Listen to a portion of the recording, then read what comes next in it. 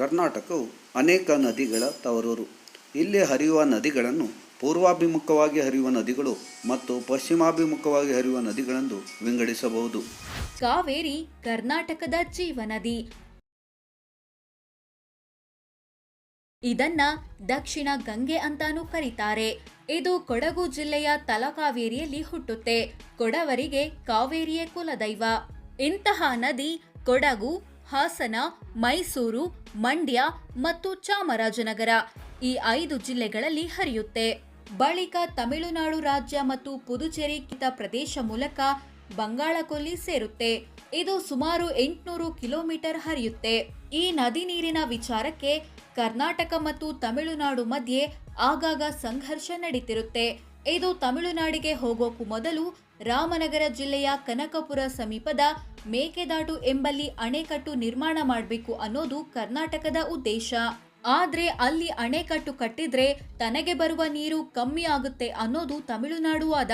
ಇನ್ನು ಪ್ರತಿಯೊಂದು ನದಿಗೂ ಹಲವು ಉಪನದಿಗಳಿರ್ತಾವೆ. ಆ ಉಪನದಿಗಳಿಗೆ ಇನ್ನೊಂದಷ್ಟು ಉಪನದಿಗಳಿರ್ತಾವೆ.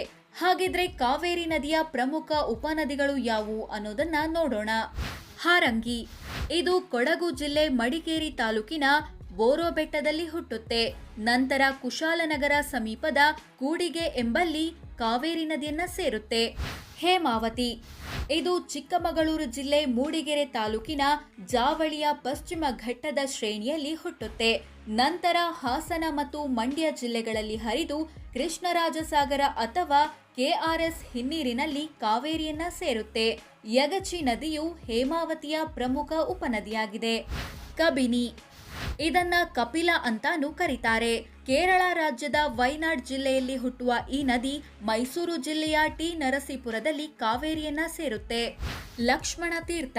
ಕೊಡಗು ಜಿಲ್ಲೆಯ ಮುನಿಕಾಡು ಅರಣ್ಯದಲ್ಲಿ ಹುಟ್ಟುವ ಈ ನದಿ ಕೆಆರ್ಎಸ್ ಸಮೀಪ ಕಾವೇರಿ ನದಿಯನ್ನ ಸೇರುತ್ತೆ. ಇದಕ್ಕೆ ರಾಮತೀರ್ಥ ಸೇರಿದಂತೆ ಹಲವು ಉಪನದಿಗಳಿವೆ. ಶಿಂಷಾ.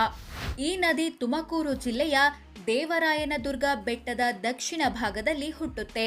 ಬಳಿಕ ಮಂಡ್ಯ, ರಾಮನಗರ ಮತ್ತು ಚಾಮರಾಜನಗರದ ಗಡಿಗಳಲ್ಲಿ ಹರಿಯುತ್ತೆ.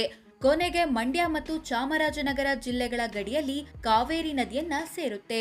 ಇದಕ್ಕೆ ಕನಿಹಳ್ಳ, ಚಿಕ್ಕಹೊಳೆ, ಹೆಬ್ಬಹಳ್ಳ ಮುಂತಾದ ಉಪನದಿಗಳಿವೆ. ಅರ್ಕಾವತಿ. ಚಿಕ್ಕಬಳ್ಳಾಪುರ ಜಿಲ್ಲೆಯ ನಂದಿ ಬೆಟ್ಟದಲ್ಲಿ ಹುಟ್ಟುವ ಈ ನದಿ ಬೆಂಗಳೂರು ಗ್ರಾಮಾಂತರ, ಬೆಂಗಳೂರು ನಗರ ಮತ್ತು ರಾಮನಗರ ಜಿಲ್ಲೆಗಳಲ್ಲಿ ಹರಿಯುತ್ತೆ. ಕೊನೆಗೆ ಕನಕಪುರ ಸಮೀಪದ ಸಂಗಮ ಎಂಬಲ್ಲಿ ಕಾವೇರಿಯನ್ನ ಸೇರುತ್ತೆ. ವೃಷಭಾವತಿ, ಸುವರ್ಣಮುಖಿ ಮುಂತಾದವು ಇದರ ಪ್ರಮುಖ ಉಪನದಿಗಳು. ಲೋಕಪಾವನಿ. ಇದು ಮಂಡ್ಯ ಜಿಲ್ಲೆ ನಾಗಮಂಗಲ ತಾಲೂಕಿನ ಕಳ್ಳಿಗುಂದಿ ಎಂಬಲ್ಲಿ ಹುಟ್ಟುತ್ತೆ. ಬಳಿಕ ಶ್ರೀರಂಗಪಟ್ಟಣ ತಾಲೂಕಿನ ಕರಿಘಟ್ಟದ ಬಳಿ ಕಾವೇರಿ ನದಿಯನ್ನ ಸೇರುತ್ತೆ. ಇವಿಷ್ಟು ಕಾವೇರಿ ಮತ್ತು ಅದರ ಪ್ರಮುಖ ಉಪನದಿಗಳು. ಕೃಷ್ಣಾ ನದಿ. ಗಂಗಾ ಮತ್ತು